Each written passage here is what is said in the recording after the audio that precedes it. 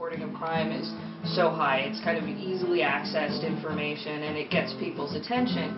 And so, you know, some media outlets really use that a lot. So their outlook on the world is a little skewed if they take that as their only source without doing any digging. But then you have the other people that listen to a lot of opinion and are absorbing a lot of punditry.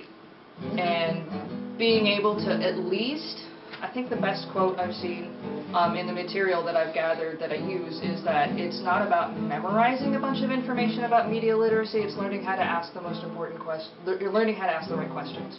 And so the one thing that I try to hammer home is the first thing you have to ask is who wrote it, and find out why they wrote it, and go from there. So like the same questions that we're asking as journalists, right. You know, you're asking our readers to ask those same questions to make sure, you know, right. Especially the access of like what they call citizen journalism now is, you know, everybody's. Whoa. I know, yeah. I know. Which is really good because that ties into what's happened with Jesse in citizen journalism. And it's not even a big problem in Port Angeles. What we got here is we got like Facebook groups where people, oh, I heard this from so-and-so, I think my source is reliable. The real news on the peninsula? Yeah, and then they're like, why would I read the newspaper when I'm getting the news on Facebook? I know what's going on. Well, they, more often than not, they get it wrong, or, you know, there's some sort of inaccuracy. The problem we have in Fort Dodge is we actually have, this happens all over Iowa, is we have young people who think they're journalists starting like Facebook pages or blogs and, you know, just chasing flashing lights basically.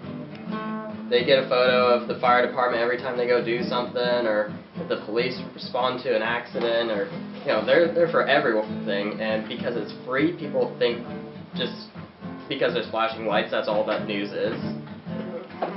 And they, you know, don't tell you what the city council is doing, what the school district's doing, or any other enterprising stories that are out there. Instead, they're putting out like 2-inch stories about, you know, so-and-so ran into a pole. Well, I mean, that's got its safety. Right. You know, if so-and-so really did. But the problem is, because it's free, that's where people think they should be looking for news, because they don't want to pay us for what someone else is already doing. Right. So their Facebook presence, they have like twice as many likes as us, and we're an actual newspaper. This is a high school kid taking terrible photos and putting 2-inch stories up.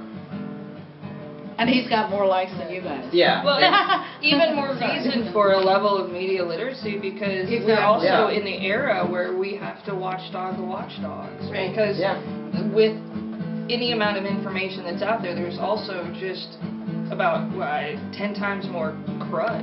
Right, the amount that people are consuming of what they call, you know, news because they saw it on social media is amazing and baffling. But that's not to say that there's no value in citizen journalism.